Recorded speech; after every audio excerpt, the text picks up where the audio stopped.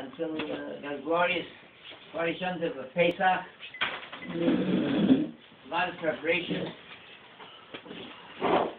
and in particular, what Jews had to undergo to endure to observe Pesach with the infamous blood libels that took place throughout the generations, and decrees, anti-Semitic decrees, which made it, the persecution made it difficult, made it very difficult, yet notwithstanding, Jews always were able to celebrate the Yom of Pesach. And in Russia, one particular time, there was a very harsh decree which dealt at the very central observance of Judaism, very vicious, and there was a famous philanthropist, Moshe Montefiore. He was walking in the street, and a Russian high officer paths crossed, and he said to the Sir Montefiore, he said, I heard there's a rumor that you intend to pay a ransom tax to exempt every Jew from the decree. Do you then have enough money to ransom each and every Jew to make them exempt from the decree? So Montefiore told him, he says, sir, he says, if I have to give what I think the value of a Jew is, he says, I'll never have that kind of money. But if I have to give what you think the value of a Jew is, I can take it out of my pocket right now. So this is the value of a Jew. Neman Mikal Tzar, he's the buddy of the Almighty. He's a good bookkeeper, and he'll reward each and every one of us for, to the best of our ability, to observe and to keep, to enjoy Pesach. The four questions, the four kashas that the child asks, the last question is, we have that throughout all the other holidays of the year, we eat ben yoshvin in a sitting position, uvein mesubin in a reclining position. Every other Sukkot, Shavuos, all the other Yom of the year, we sit by the table together. But Halayla Hazeh, the night of Passover, it distinguishes itself. We sit with pillows in the reclining position in a majestic, kingly fashion. So the child, it's puzzling to me. So why is Passover different? When at the Passover Seder, why does this take place? That's the regular interpretation of the fourth question. To this, I added that there's something very special which Pesach distinguishes itself from all the other Yom Tovim of the year. The child looks around on Sukkot, on Shavuos, Hanukkah, Purim, all the other festivals, the holidays of the year. So there are times when the entire families gather together, and there are times when they're not the grandfather, the Baba with his ages, with the children, with the grandchildren. Not every. Sometimes they're gathered together, and sometimes they're not. So there's all the other holidays of the year. We eat ben yoshvin, which means yoshvin badod. Themselves, they're sitting around. The badod is they could be sitting around on the sukkahs without their children, without their grandchildren. Sometimes they'll be sitting together. But Halayla Hazeh, the night of Pesach, the word Mesubin also comes from the root Mesib, a gathering. That Halayla, the night of Pesach, the word Mesubin, it doesn't say that everybody is gathered together. That's one of the. It's a family. It's a Yom Tov Simcha, Yom Tov holiday. Then we come to the bunny club to make sure that we will be rewarded for giving everything we have, our utmost, to observe Pesach, to learn the Seder, with all the beautiful symbols of the Seder, and making sure that we eat what's fit, kosher for Pesach, for Passover. Yarizal, he says a cloud, that whoever is miser, Mashu Chomet, Pesach is different the entire year, kosher and not kosher, Pesach, kosher, not kosher is different. It's more stringent. We know that when some milk you fall into a pot of meat, so if there's 60 times as much meat, so it nullifies the milk and it's kosher. On Pesach is not so. Pesach, 1 teaspoonful of milk of something that's chomet. If a few crumbs of bread, crumbs can fall into a big vat of kosher Passover soup or whatever it is, it's a big deal. Pesach is the stringency on Pesach that's not throughout the year. So the Rizal says a cloud. And whoever it is, whoever is cautious, make sure that that the entire 8 days of Pesach passed, and it didn't pass his lips from its leavened bread. He gave a special safeguard, a hagone, a shmire, that will gain him certain merits and will safeguard him from transgressing and doing other averis. So Zalfak Takashi asked the question.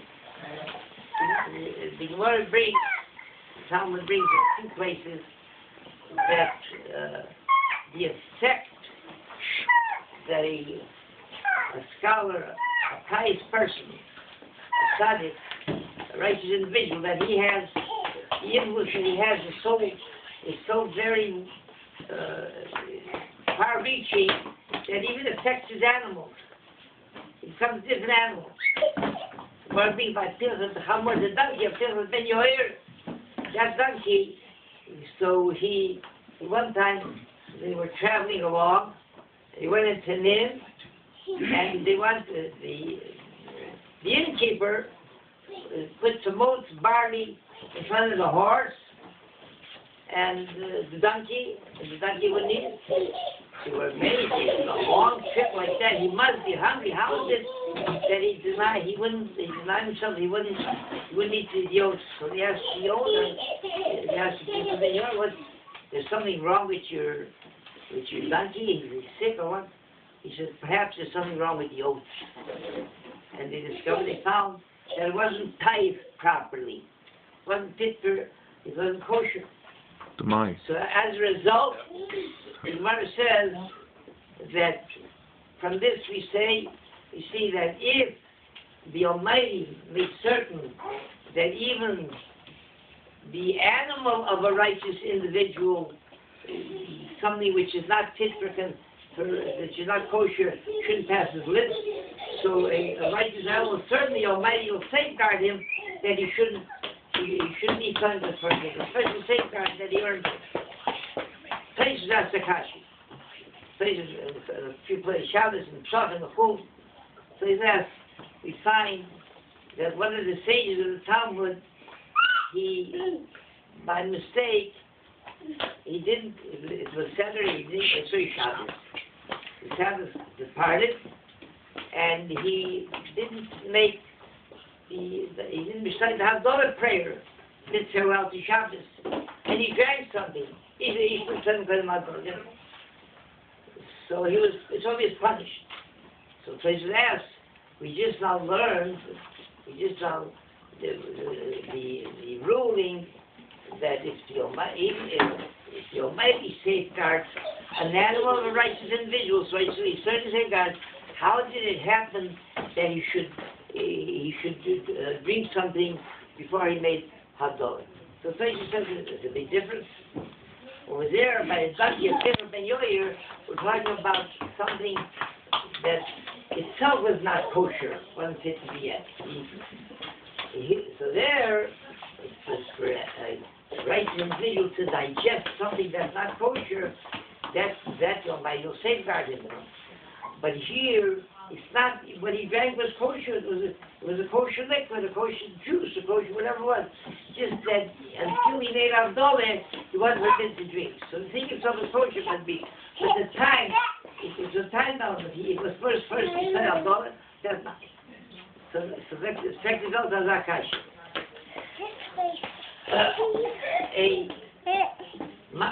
A Mashu Chomet, the minutest amount of crumb of Chomet, is something which itself is forbidden to eat. So the crowd of the Arizal that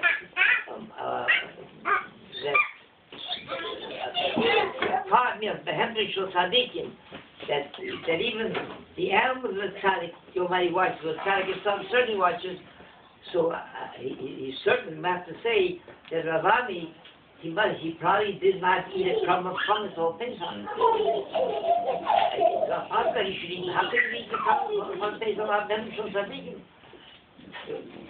So if he didn't eat a crumb of chomet the whole Pesach, so then he should have gained that safeguard of the Arizal of Muktzah Shalech B'Kol Shana. He shouldn't. He won't transgress. He won't do any kind of aver, which means from the expression yes, it means any kind of aver. So that should have safeguarded him from drinking before Avdoleh. So according to the Arizal's crowd, how did he drink before Avdoleh? Once he didn't eat a Mashul Chomet till Pesach, he must have gained that safeguard, Shalei Kol Shana, and drinking Avdoleh before Avdoleh. That's a transgression. The expression, yes, the chet means any kind. Doesn't mean limits it just to something that's kosher, not kosher. Any kind of transgression. Let's say Torah. So I want to do, in order to solve this problem, I want to reason the following. The Arizal's crowd, that whoever is cautious enough, and the entire Pesach goes through the entire Passover without ingesting a crumb of chomet, when does he gain this safeguard that he won't sin a whole year? At what time? We have to say that the entire Pesach has to pass, the 8 days, and at the very end, by Tzor Yontif, when Pesach ends, that's when he gains it, because that whole Pesach he didn't eat in the crumb of chomet. How long will it last? We have to say, even though he says, yes, you won't do a sin a whole year, it means only until Erev Pesach the next year. Because if it'll go from 1 year to the next, so once in his lifetime, if it would be Nizar Ma'ashul Chomet, it will be for his entire life that way. That's only for 11 months and 3 weeks short a day. So during Pesach itself, he doesn't have to safeguard yet. So when did he drink before Avdoleh? And so both things are in order. He didn't have a crumb of chomet past his lips, but still he was able to have this to fall through, because it was still on Pesach. Kanani B'Akash Yoivet, Rat HaKadosh Baruch Hu Zaki said Yisrael, V'Tikov, Kibbul HaTorah, Mitzvahs, Shinah HaGaneh HaVetzman, Tzizkos, Yad HaTorah, Yad.